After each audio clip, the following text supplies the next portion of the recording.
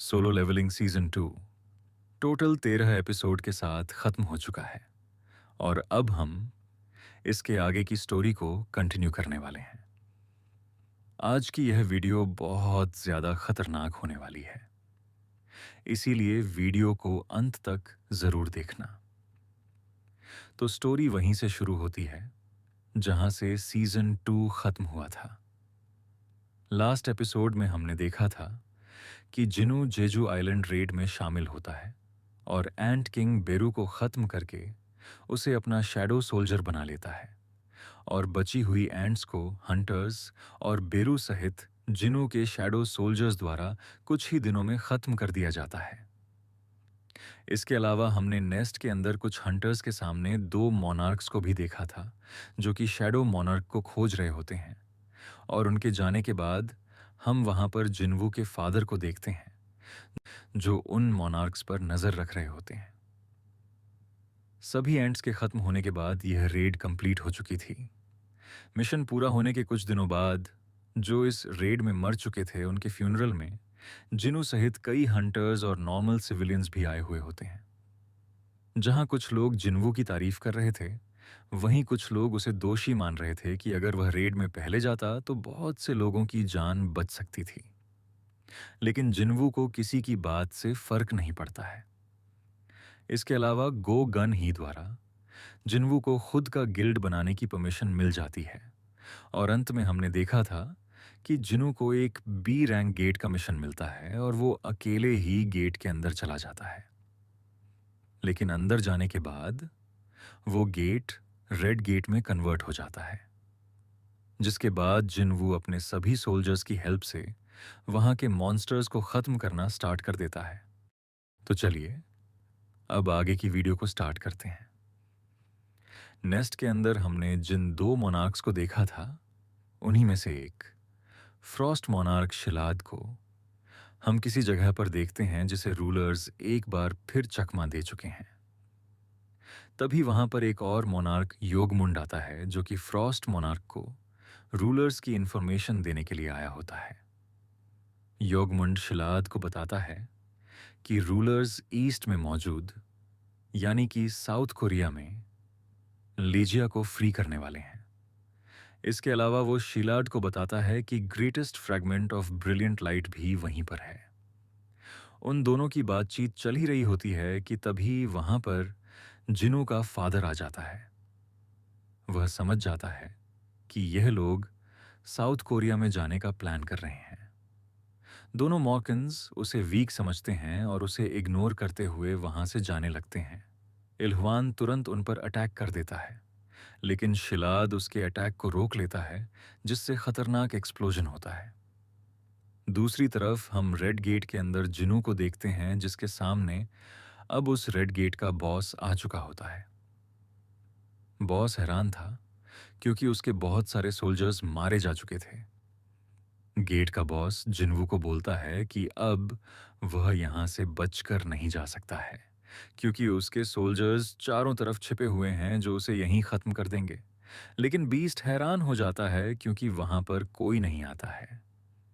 जिनवू को उसकी बातें फनी लग रही होती हैं।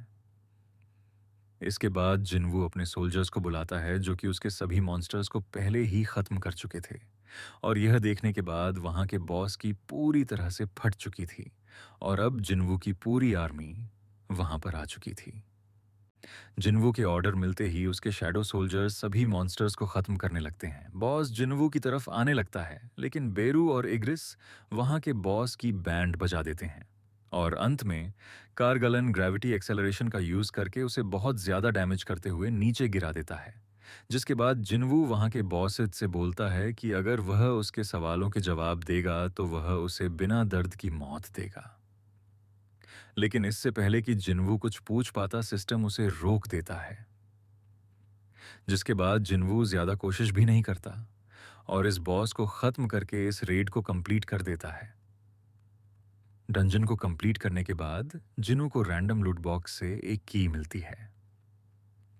जेजू आइलैंड की रेड के बाद जिनवू का लेवल 100 हो चुका था, जिसकी वजह से उसे यह की मिलती है। यह कोई नॉर्मल की नहीं थी क्योंकि ये की उस डबल डंजन के मिशन के लिए थी जहां पर जिन्वू एक बार मर चुका था। जिन्वू उस जगह को कभी भूल नहीं सकता है क्योंकि यह की कार्टिनन टेम्पल की होती है और इतने टाइम के बाद वहां का गेट ओपन होने वाला था। जिन्वू सोच रहा होता है कि सिस्टम उसे दोबारा उस जगह बुला रहा है जहां से इन सब की शुरुआत हुई थी, लेकिन अब वह पहले से बदल चुका है। जिन्हू सोचता है अगर यह पूरा प्लान पहले ही बन चुका है और वहां कोई उसके लौटने का वेट कर रहा है तो वह उसका वेट करें क्योंकि वह जल्द ही वहां वापस जाने वाला है। वहीं हमें कार्टिनन टेम्पल के अंदर का यह खतरनाक सीन दिखाया जाता है जहां जिनू बहुत जल्द वापस जाने वाला है और इस बार वहां बहुत कुछ खतरनाक होने वाला है। दूसरी तरफ हम जिन्हों को देखते हैं जो कि गुस्से में लाल हो रहा होता है क्योंकि जिनू पर बहुत सारे लोगों ने कंप्लेंट किया था जिसकी फाइल्स उसकी टेबल पर थीं। तभी वहां पर जिन्वू आ जाता है। वह जिन्हों को थैंक यू बोलता है क्योंकि वह बहुत ज्यादा काम कर रहा था। दरअसल परमिशन मिलने के बाद यह दोनों अपना खुद का गिल्ड बनाने की तैयारी कर रहे होते हैं। जिन्हों हैरान होकर सोचता है कि जिन्हों बिना ट्रेस के कभी भी गायब हो जाता है और एकदम से सामने भी आ जाता है। जिन्हों के पास एक बैग में बहुत सारे माना क्रिस्टल्स होते हैं जिन्हें उसने कुछ देर पहले की रेड को खत्म करने के बाद हासिल किया था। जिन्हों उन माना क्रिस्टल्स को जिन्हों को देते हुए बोलता है कि तुमने बोला था कि गिल्ड को स्टार्ट करने के लिए पैसों की जरूरत पड़ेगी जिसके लिए यह काफी होंगे। जिन्हों क्रिस्टल्स को देखकर खुश हो जाता है। वह बोलता है कि हमें एक ही एम्प्लॉई को पेमेंट करना होगा, इसीलिए यह जितना चाहिए उससे भी ज्यादा है। जिन्हों एम्प्लॉई सुनते ही हैरान हो जाता है। तब जिन्हों उसे याद दिलाता है कि खुद का गिल्ड खोलने के लिए उन्हें 3 मेंबर्स चाहिए जिसमें कम से कम guild master, vice guild master और एक एडिशनल मेंबर होना चाहिए। इसके बाद जिन्हों उससे पूछता है कि क्या आपने गिल्ड का नाम सोच रखा है। इस पर जिन्हों अजीब सा फेस बना लेता है क्योंकि वो यह चीज भूला हुआ था। तब जिन्हों उसे बताता है कि अरे सर यह तो सुपर ड्यूपरेंट है। इसके बाद दोनों खुद के गिल्ड का नाम सोचने लगते हैं। जिन्हों बहुत सारे नाम सोचता है लेकिन उसे कुछ समझ नहीं आ रहा था। तभी जिन्हों बोलता है कि सोलो प्लेयर गिल्ड नाम के बारे में क्या ख्याल है। यह नाम सुनते ही जिन्हों पूरी तरह शॉक हो जाता है। जिन्हों बोलता है कि मैं अकेले हंटिंग करता हूं तो यह नाम सही होना चाहिए। जिन्हों भी सोच रहा होता है कि कैसा मजाक है क्योंकि वह चाहता था कि गिल्ड के नाम में उसका भी रोल दिखे। तभी वहां पर कोई आ जाता है और गेट नॉक करता है। गेट खोलते ही वह दोनों देखते हैं कि बाहर चाहे इन खड़ी है। वह उन्हें बताती है कि वह जिन्वू का गिल्ड ज्वाइन करने आई है। जिन्वू को लगता है कि उसे चेयरमैन ने भेजा होगा या फिर उसे चॉय ने अपने गिल्ड से निकाल दिया होगा। तब चाहे इन बताती हैं ऐसा कुछ नहीं है। तब जिन्वू पूछता है कि अगर ऐसा कुछ नहीं है तो तुम हमारे सोलो प्लेयर गिल्ड को क्यों ज्वाइन करना चाहती हो। गिल्ड का नाम सुनकर चाहे इन भी शॉक हो जाती है। वहीं जिन्हो भी हैरान होकर बोलता है कि आपने यह नाम रख भी लिया, हमने तो अभी ठीक से सोचा ही नहीं, अभी तो सिर्फ बात ही चल रही थी। इस पर जिन्वू बोलता है कि तुमने कुछ नहीं बोला तो मुझे लगा कि तुम्हें यह नाम पसंद होगा। जिन्हों चाहे इनकी धड़कन फील कर पा रहा था कि वह कुछ छिपा रही है। वह समझ नहीं पा रहा था कि वह सब कुछ छोड़कर उसी का गिल्ड क्यों ज्वाइन करना चाहती है। वहीं चाहे इन किसी भी हाल में जिन्हों का गिल्ड ज्वाइन करना चाहती थी क्योंकि वह उसे पसंद करती थी। करगलन वाले डंजन के बाद से ही वह जिन्वू के बारे में हमेशा रिसर्च करती थी। उसे जेजू आइलैंड में हुए रेड मिशन के बारे में सब कुछ पता था कि वह बेहोश हो गई थी और जिन्हों ने ही बेरू को खत्म करके सबको बचाया था। लेकिन वह उसे यह बातें नहीं बता सकती थी क्योंकि उसे लग रहा था कि अगर उसने अपनी फीलिंग्स बताई तो जिनवू उसे पागल समझेगा। इसीलिए वह बोलती है कि उसे सिर्फ एक अच्छी लाइफ जीना है। इसी बीच जिनू से बोलता है कि लगता है कि हंटर्स ने इससे बहुत ज्यादा मेहनत कराई होगी, इसीलिए वह उनसे परेशान हो गई है। इस पर जिनू भी सोचने लगता है कि जिन हो की बात में दम है। इस एज में वो एस रैंक हंटर बन गई, जिसका मतलब इसके सिर पर बहुत बोझ रहा होगा। इसके अलावा वह जेजू आइलैंड में भी मरते मरते बची है, इसीलिए जिन्वू को उसके लिए बुरा लग रहा होता है। जिसके बाद जिन्वू बोलता है कि हमारा गिल्ड ज्वाइन करने के लिए तुम्हें पहले एंट्रेंस टेस्ट देना होगा। जिनू की बात से चा हे इन हैरान हो जाती है क्योंकि उसे रिक्वायरमेंट के लिए टेस्ट के बारे में कुछ नहीं पता था। जिन्वू बताता है कि यह नया रूल है, इसीलिए हमारा वाइस गिल्ड मास्टर इस रूल को ऐड करना भूल गया है। इसके बाद जिनू जिनहो को कुछ स्नैक्स लेने के लिए वहां से भेज देता है। अब चा है इन जिनवू से पूछती है कि यह किस तरह का टेस्ट होने वाला है। जिनवू हैरान था कि यह सच में सीरियस है। वो चा है इन को बताता है कि उसे उसके शैडो सोल्जर में से किसी एक को हराना होगा। तब चा है इन बोलती है कि लगता है कि तुम मुझे कम आंक रहे हो। वह पूछती है कि उसे किससे फाइट करना होगा। जिनवू भी स्माइल करते हुए उसे बताता है कि वह उसके लिए सबसे पावरफुल सोल्जर को चूज करेगा, और चाहे इन भी मान जाती है। वो पूछती है कि यह टेस्ट कब होने वाला है। जिनवू बताता है कि अभी और इसी वक्त हंटर एसोसिएशन के जिम्नेजियम में, क्योंकि जिम्नेजियम दूर था और जिनवू को अपनी शैडो एक्सचेंज की पावर को टेस्ट करना था कि क्या वो अपने साथ किसी और को भी एक्सचेंज कर सकता है। चाहे इन गेट से जाने लगती है, लेकिन जिनवू उसे रोकते हुए बताता है कि एक इजी रास्ता भी है, और वह चाहे इनको अपने पास बुलाता है। इसके बाद जिनवू उसे पकड़ पकड़ लेता है, जिससे चाहे इनका फेस रेड हो जाता है। जिनू शैडो एक्सचेंज की पावर का यूज करता है और वो दोनों तुरंत जिम्नेजियम में पहुंच जाते हैं। इधर जिन हो स्नैक्स लेकर आता है, लेकिन उन दोनों की जगह पर वो जिनू के सोल्जर को देखता है और वह सोल्जर खुद ही जिन हो से स्नैक्स लेकर खाने लगता है। उधर जिनवू और चाहे इन जिम्नेजियम में पहुंच चुके थे और चाहे इन जिनवू की इस पावर को देखकर हैरान थी। वहीं जिनवू को पता चलता है कि वह एक्सचेंज की पावर से गेट्स क्रिएट कर सकता है, जो कि एक जगह से दूसरी जगह पर खुलते हैं। अब जिनवू टेस्ट लेने के लिए तैयार था, लेकिन चाहे इन बोलती है कि वह अपना वेपन लाना भूल गई है। इस पर जिनवू बोलता है कि तुम्हारा मतलब कुल्हाड़ी से है। चाहे इन शॉक हो जाती है क्योंकि वह करगालन वाले गेट के अंदर कुल्हाड़ी लेकर गई थी, जिसे जिनवू ने देख लिया था। वो अजीब सा फेस बनाते हुए बताती है कि वह उसका वेपन नहीं था। जिनू बताता है कि वह सिर्फ मजाक कर रहा था। इसके बाद चा है इन जिम्नेजियम के वेपन रूम में जाती है और एक सोर्ड बाय करती है और बताती है कि वह अब फाइट के लिए तैयार है।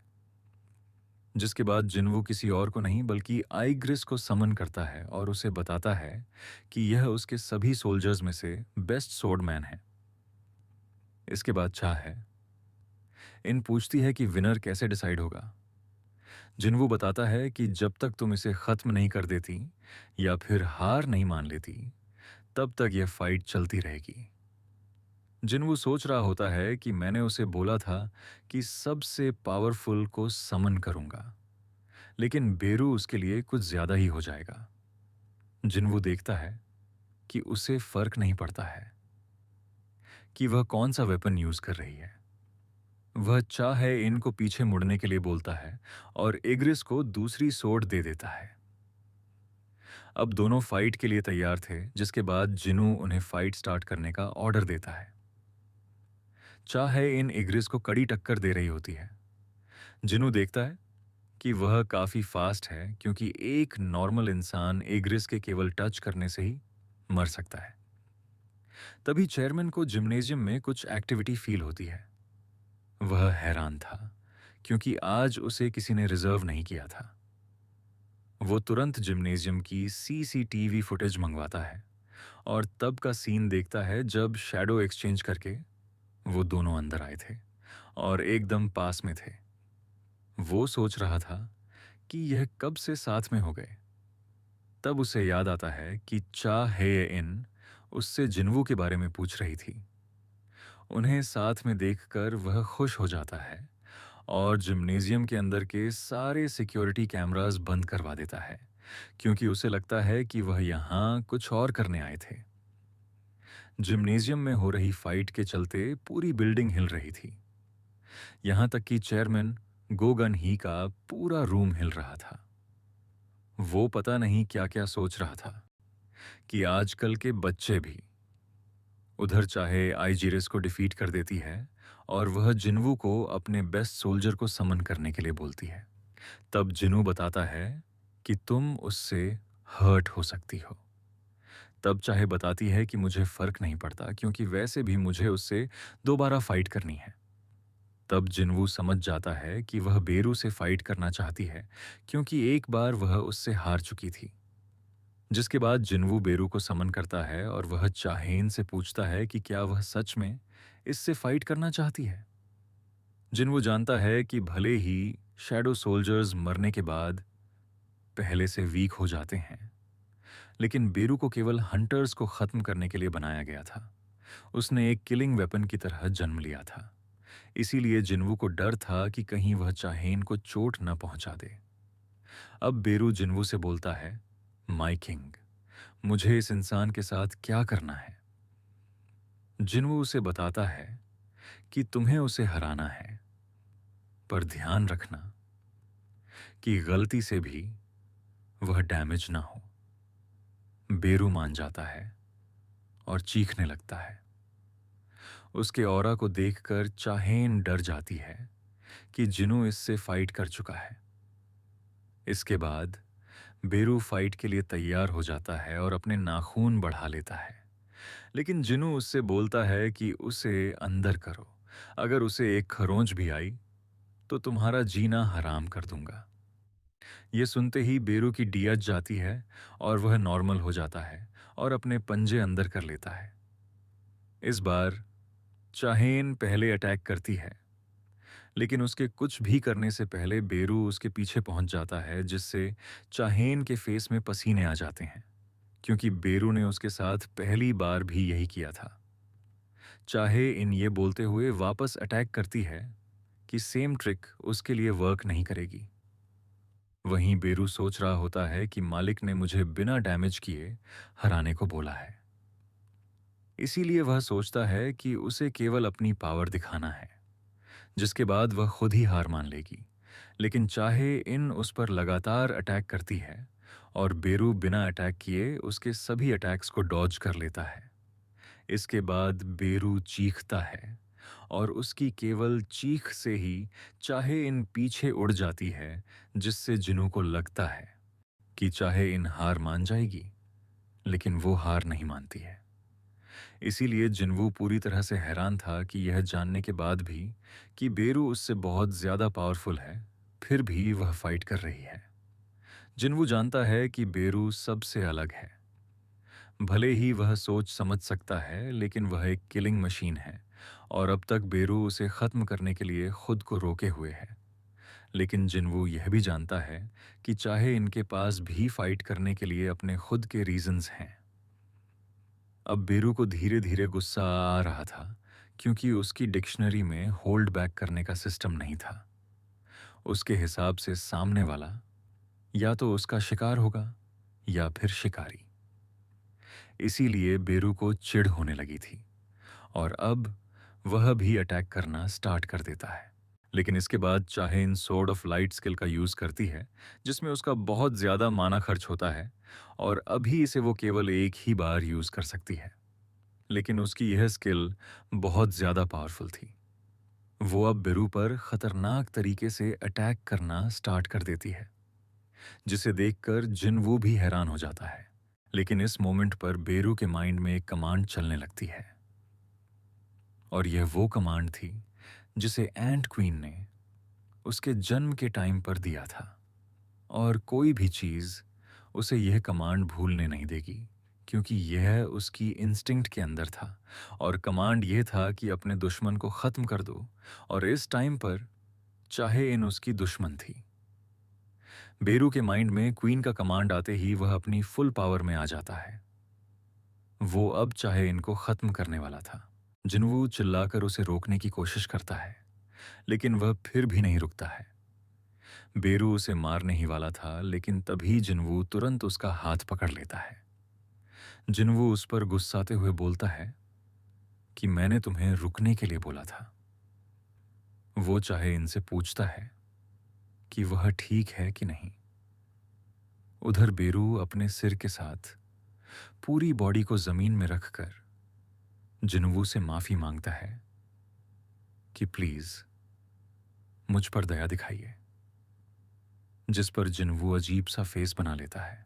इसके बाद जिनवू चाहे इनसे पूछता है कि तुम खुद को इतना पुश क्यों कर रही हो। यह सिर्फ एक टेस्ट है, और वो भी ऐसे गिल्ड का टेस्ट जिसका अभी तक नाम भी नहीं है। और तुम्हारे जैसी हंटर को अपनी लाइफ इस तरह रिस्क में नहीं डालना चाहिए। इसके बाद जिनवू पूछता है कि आखिर तुम ये सब किस लिए कर रही हो। फिर वो उससे पूछता है कि क्या तुम मुझ में इंटरेस्टेड हो। यह सुनकर चाहे इन पूरी तरह से चौंक जाती है। अब जिनवू कुछ और बोल पाता इससे पहले ही चाहे इन हाँ बोल देती है। वह बोलती है, ऐसा ही लगता है। उसका फेस फिर से लाल हो जाता है, और आखिरकार वो जिनवू के सामने इस बात को एक्सेप्ट कर लेती है कि वह जिनवू को पसंद करती है। आज की यह वीडियो यहीं पर ख़त्म होती है। अगर आपको वीडियो पसंद आई हो तो एक लाइक करके कमेंट में नेक्स्ट पार्ट के लिए ज़रूर बताना। मिलते हैं नेक्स्ट वीडियो।